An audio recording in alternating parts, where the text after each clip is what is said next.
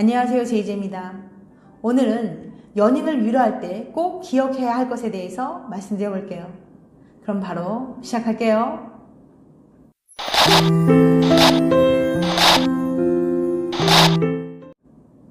힘든 시기를 겪을 때, 연애를 하다 보면 둘 중 한 사람이 개인적으로 힘든 상황을 겪는 시기가 있기 마련입니다.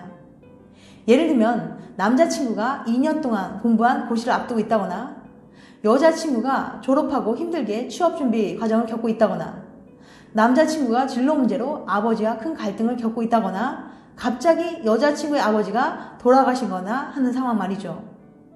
이럴 때일수록 가장 가까운 사람인 연인의 역할이 매우 중요합니다. 이 시기에 어떤 역할을 맡아 어떻게 행동하는지가 앞으로의 연애에 지대한 영향을 미칠 수 있으니까요. 그래서 오늘은 힘든 시기를 겪고 있는 연인을 둔 모든 분들에게 눈이 번쩍 뜨일 만한 실험을 소개해 드리려고 해요. 정말 중요하니까 영상 끝까지 봐주세요. 변호사 시험과 연애.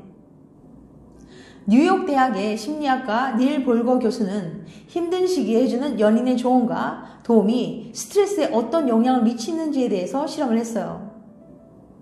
볼거 교수는 먼저 뉴욕 지역 15개의 대학에서 커플 중 한 사람이 변호사 시험을 앞두고 있는 99쌍의 커플을 모집했습니다.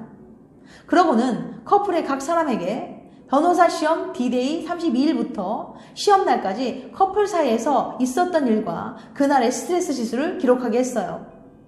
그러고는 연인에게 해주는 조언 유무에 따라 상대방의 스트레스 정도가 어떻게 변하는지 분석했습니다. 결과는 충격적이었어요. 일반적인 예상과는 정반대 결과가 나왔거든요. 조언의 역효과. 스트레스 지수가 조언을 받은 날이 42%, 조언을 받지 않은 날이 27%로 나왔습니다. 그러니까 상대방으로부터 조언을 받은 날이 조언을 안 받은 날보다 더 높게 나온 거예요. 볼거 교수는 뭔가 잘못된 게 아닐까 데이터를 몇 번이나 확인해 봤지만 결과는 똑같았어요.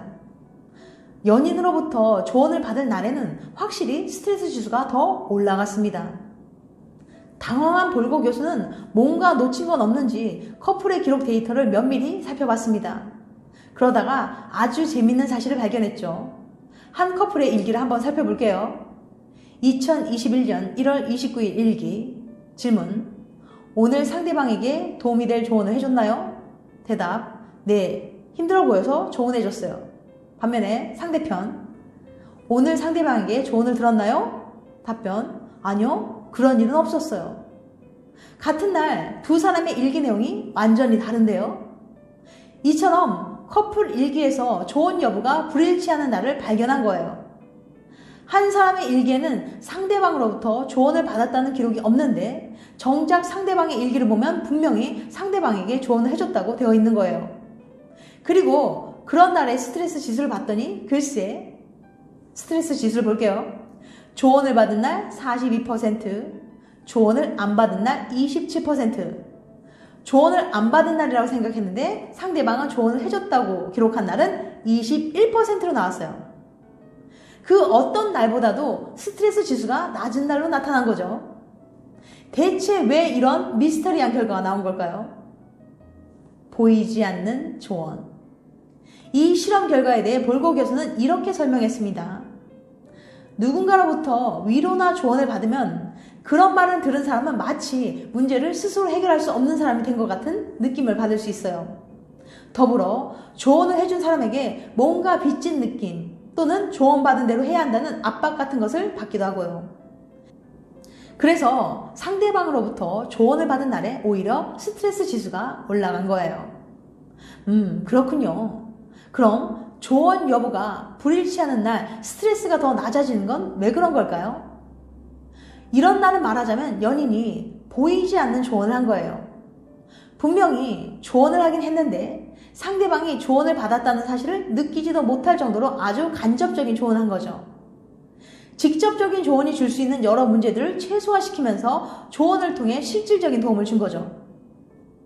그래서 이렇게 보이지 않는 조언을 한 날 스트레스 지수가 가장 낮게 나온 거고요. 조언의 원칙. 볼거 교수의 실험은 어떤 조언을 하느냐만큼 어떻게 조언을 하느냐도 무척 중요하다는 걸 말해줍니다. 아무리 유용한 조언이라도 잘못된 방식으로 말하면 안 하느니만 못하다는 거죠. 그럴 땐 이렇게 해야지 같은 직접적인 조언은 어려운 상황에 놓인 상대방에게 넌 이런 것도 못해? 혹은 넌 왜 혼자서 해결 못해? 와 같은 의미로 다가갈 수 있음을 기억해 주세요. 안 그래도 상황이 힘든데 그런 자괴감까지 느끼면 얼마나 스트레스를 받겠어요. 그럴 때 볼고 교수의 말처럼 보이지 않는 조언을 해야 합니다. 나는 예전에 힘들었을 때 이렇게 하니 도움이 됐어 와 같은 방식으로 말이죠. 마지막으로 미네소타 대학의 심리학과 심슨 교수가 정리한 보이지 않는 조언의 원칙을 알려드리면서 마무리할게요. 혹시 연인이 힘든 일을 겪고 있다면 이 원칙을 기억해 두세요. 보이지 않는 조언의 원칙. 첫 번째, 조언하는 사람과 조언받는 사람을 구분하지 않는다. 내가 더 나은 사람이니 너에게 조언을 해주겠어 같은 태도보다는 같이 고민을 해보는 자세가 훨씬 좋습니다. 상대방은 당신의 우월감을 받아줄 상황이 아니라는 걸 기억하세요. 두 번째, 자신이나 제3자의 상황을 예로 들면서 조언한다. 상대방의 상황이나 문제에 국한해서 설명하는 건 상대방에게 상처가 될 수 있어요. 세 번째, 충고나 조언을 직접적으로 하지 말고 대화 중에 은근히 메시지를 녹여서 전달한다. 주입식 조언보다는 스스로 생각해보게 되는 조언이 가장 좋은 조언입니다. 네 번째, 상대방의 문제나 한계에 대해 공격하지 않는다. 지금 우리는 상대방에게 도움을 주려는 거지 윽박지르려는 게 아닙니다. 그런데 연인이 힘들 때 위로해주는 것보다 기쁠 때 함께 기뻐해주는 게 더 중요하다는 걸 아시나요? 아마 대부분의 사람들은 힘들 때 곁에 있어주는 게 더 중요하다고 생각할 거예요. 하지만 지난 영상 연인이 힘들 때 기쁠 때보다 더 잘해야 하는 이유를 보시면 예상과 다른 연구 결과에 깜짝 놀라실 거예요. 여기에서는 그 이유를 간략하게 요약해 드릴게요. 게이블 교수는 연인에게 기쁜 일을 말했을 때의 반응과 나쁜 일을 말했을 때의 반응이 관계에 어떤 영향을 미치는지 알아보려 했습니다. 실험 결과는 의외였어요. 이상하게도 자신의 힘든 일에 대해 말했을 때 연인이 어떤 반응을 보였는지는 연애 만족도에 별 영향을 주지 않았어요. 반면에 기쁜 일에 대해 말했을 때 연인이 얼마나 함께 기뻐해 줬는지는 연애 만족도에 큰 영향을 주는 것으로 나타났습니다. 이런 의외의 결과에 대해 게이블 교수는 이렇게 설명했어요. 연인이 힘들어할 때 적절한 위로를 건네는 것은 생각보다 어려운 일입니다. 위로의 내용과 그것을 건네는 방식 등 적절한 위로를 하기 위해서는 고려해야 할 상황이 많아요. 때문에 이 실험에서도 많은 사람들이 힘든 일을 얘기하는 연인에게는 적절한 반응을 보여주지 못한 거예요. 그래서 힘든 일에 대한 반응이 관계 만족도에 영향을 미치지 않는 것으로 나타난 겁니다. 게다가 커플들의 일상적인 대화에 등장하는 기쁜 일과 힘든 일의 비율은 약 5대1 정도로 기쁜 일에 대한 대화의 비중이 압도적으로 높다는 거예요.